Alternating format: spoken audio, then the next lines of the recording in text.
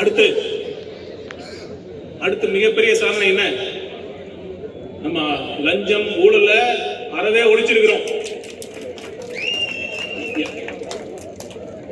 நம்ம தமிழ்நாட்டை இது வரைக்கும் ஆண்ட 50-60 வருஷமா ஆண்ட கட்சிகள் நம்ம தமிழ்நாட்டுக்கு எதுவுமே செய்யல நம்ம சொல்ல முடியாது. கண்டிப்பா நல்லது பண்ணியிருக்கிறாங்க, இல்லைன்னா அதை மறுக்க முடியாது. எந்தெந்த இடத்துல நல்லது பண்ணியிருக்காங்களோ, கொள்கை ரீதியான விஷயத்துல அவங்க நல்லது பண்ணியிருக்காங்களோ, நம்ம அதுக்கான அவங்களுக்கான அந்த உரிய அங்கீகாரத்தையும் அவங்க பாராட்டலும் நம்ம கண்டிப்பா கொடுக்குறோம். அதே சமயத்துல அவங்களோட மிகப்பெரிய பிரச்சனை என்னன்னா, அந்த ஊழல நம்மளோட அன்றாட வாழ்க்கையோட எதார்த்தமா மாத்திட்டாங்க. இது இப்படிதான்பா இருக்கும். ஒரு அப்ரூவல் போனா கண்டிப்பா ஸ்கொயர் ஃபீட்டுக்கு எவ்வளவு பணம் கொடுத்தாதான் அப்ரூவல் கிடைக்கும். உண்டா இல்லையா? ஒரு ரெஜிஸ்ட்ரேஷன் போனா அந்த சப் ரெஜிஸ்டர் ஆபீஸ்ல இவ்வளவு கொடுக்கணும். ஒரு டிரான்ஸ்போர்ட் டிபார்ட்மெண்ட் போனா ஒரு ஆர்டிஓ ஆபீஸ்ல இந்த அளவுக்கு கொடுக்கணும். ஒரு டாஸ்மாக் போனா 10 ரூபா கொடுக்கணும். அப்படிங்கறத வந்து நம்மளுடைய அன்றாட வாழ்க்கையில ஒரு யதார்த்தமா மாத்திட்டாங்க. நார்மலைசேஷன் ஆஃப் கரப்ஷன் அப்படின்னு நான் சொன்னேன். எப்ப இந்த விஷயத்தை நம்ம சொல்றோமோ, எப்ப இந்த பார்ட்டி ஃபண்டுன்னு சொல்றோம், சட்டமன்ற நீங்களா பார்த்துட்டு தான் இருப்பீங்க. உடனே அங்க எல்லாரும் கொதிச்சு எழுந்துறாங்க, எங்க ஆதாரத்தை கொடுன்னு. ஒண்ணு நல்லா மறந்துறாங்க அவங்களுக்கு. இது சட்டமன்ற நிகழ்வுகள் எல்லாம் லைவ்ல போயிட்டு இருக்கு. அன்பான திமுக உறுப்பினர்களுக்கு எல்லாம், தலைவர்கள் ஒண்ணு சொல்லிக்கிறோம். இது என்னன்னா, நீங்க ஆதாரத்தை கேட்டுட்டு இருக்கீங்க. நாங்க உங்க மக்கள் மன்றத்துல நீங்க செஞ்ச தவறுகளை உங்க அம்பலப்படுத்திட்டு இருக்கிறோம். மக்கள் மன்றம் தான் பெருசு நீதிமன்றத்தோட. அதை புரிஞ்சுக்கங்க. நீங்க என்னதான் ஆதாரம் கேட்டாலும் சரி, எவிடன்ஸ் கேட்டாலும் சரி, மக்கள் மன்றத்துல உங்க அம்பலப்படுத்துவதுதான் எங்களுடைய முதல் பணி. ஏன்னா கண்டிப்பா மக்களுக்கு தெரியணும். இத்தனை வருஷம் 50 வருஷம் உங்களுக்கு வாய்ப்பு கொடுத்தோம். நீங்க அந்த வாய்ப்பை சரியா பயன்படுத்திருந்தீங்கன்னா மக்கள் தானா உங்களுக்கு ஒரு இந்த வாய்ப்பை கொடுத்திருப்பாங்க. இந்த மாதிரி ஒரு அரசியல் கட்சி ஆரம்பிக்க வேண்டிய தேவையே இருக்காது. நீங்க நல்லது பண்ணிருந்தீங்கன்னா எதுக்கு இந்த தேவை? அதனால இது ஒரு சாதனை. நான் இரண்டாவதா சொன்னது இந்த ஊழல இந்த ஒழிச்ச சாதனை. இது நான் பெருமைக்காக சொல்லுங்க. நான் ஒரு 15 வருஷம் ஒரு மூத்த ஒரு அதிகாரியா பணி புரிஞ்சிருக்கிறேன். நான் பல பிசினஸ் மேன் பேசியிருக்கேன். அவங்க யாருமே இது நடக்கும் நம்பவே இல்லை. நிஜமா நம்பல எல்லாம் நடக்கும் அப்படிங்கிறது. அந்த மாதிரி ஒரு ஈஸியான விஷயத்தை யார் வேணாலும் செய்யலாம்.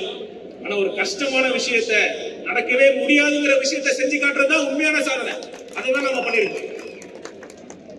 அடுத்து நம்ம மிகப்பெரிய ஒரு சாதனையா பாக்குறது, நம்ம தமிழ்நாட்டுக்கான நீண்ட கால ஒரு திட்டம், ஒரு விஷன் டாக்குமெண்ட்டை உருவாக்கி இருக்காரு. இதுக்கு முன்னாடி இருந்த ஆட்சிகள்லாம் பாத்தீங்கன்னா, எந்த திட்டம் கொண்டு வந்தாலும் அதுக்கு நமக்கு என்ன கிடைக்கும், எந்த ஃபைல் ஓபன் பண்ணாலும் இதுல நமக்கு எவ்வளவு பர்சன்டேஜ் கிடைக்கும், அது மட்டும்தான் யோசிச்சுட்டு இருந்தாங்க. முதல் முறையா ஒரு தமிழ்நாட்டுக்கான நீண்ட கால திட்டத்தை வகுக்கக்கூடிய ஒரு தலைவர் கிடைச்சிருக்காரு. அந்த மாதிரி ஒரு நீண்ட கால திட்டம், நீண்ட கால ஒரு ரோட் மேப், ஒரு விஷன் டாக்குமெண்ட்டை நம்ம தமிழ்நாட்டுக்கு கிடைச்சதா அடுத்த சாதனையா பார்த்திருக்கேன். இதெல்லாம் சாதாரண விஷயம் கிடையாது. நீங்க எல்லாம் ஒவ்வொருத்தரும் புரிஞ்சுக்கணும். நீங்க எல்லாம் மக்கள்கிட்ட போய் எடுத்து சொல்லணும். இந்த நிகழ்ச்சியோட நோக்கமே அதுதான். நம்ம இங்க வந்திருக்கோம் ஒவ்வொரு கழக நிர்வாகியும் நம்ம தலைவர் சொல்ற மாதிரி இங்க இருக்கிற எல்லாரும் ஒண்ணுதான். எங்க அக்கா சட்டமன்ற உறுப்பினர் இருக்காங்க, நாங்க 2 பேரும் அமைச்சரா இருக்கோம், நீங்களாம் கட்சி நிர்வாகியா இருக்கீங்க.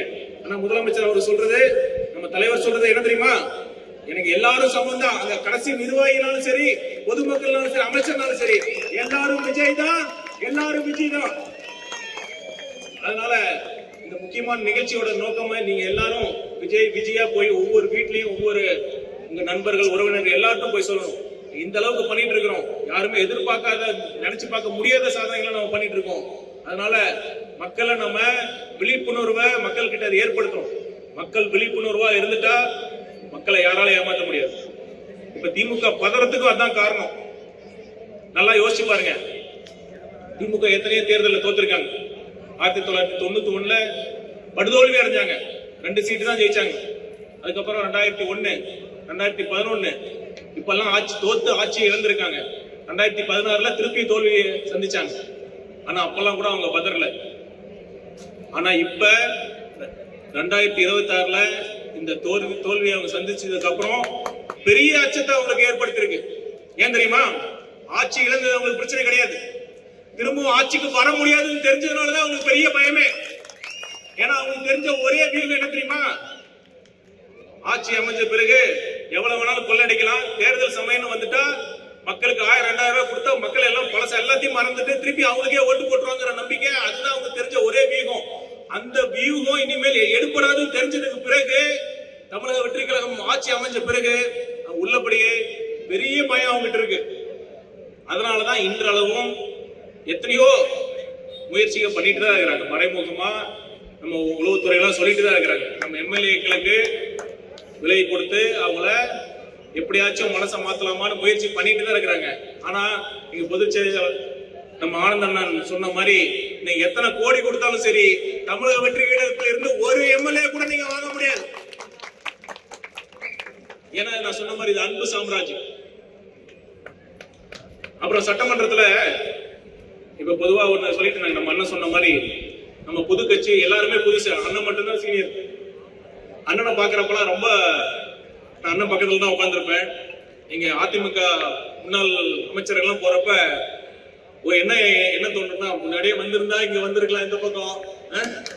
எப்படி எவ்வளவோ முயற்சி பண்ணிருந்தாரு அண்ணன். எல்லாத்தையும் போறவரெல்லாம் ராகிங் பண்ணிட்டு இருப்பாரு. ஏப்பா பாப்பா அந்த மாதிரி அவங்க எல்லாரும் ஒரு பெரிய அண்ணன் ஒரு வழிகாட்டியா இருந்தாங்க. நான் தான் அண்ணனை பத்தி சொல்றப்ப சொல்லுவேன், ஒரு அரசியல் டாக்டர். அவர் அரசியல் அவரு எப்படி நம்ம மருத்துவத்துல டாக்டர்னா ஒரு அரசியல் டாக்டர். அவரு கரெக்டா இந்த அரசியல் என்ன பிரச்சனை, அதிமுக என்ன பிரச்சனை அப்படின்னு கரெக்டா கண்டறிஞ்சு உண்மையான கரெக்டான ட்ரீட்மெண்ட் பண்ணி நல்ல இடத்துல ஆபரேஷன் சக்சஸ் அதிமுகங்கிற பேஷண்ட் டெத் அப்படின்னு கொண்டு போயிட்டு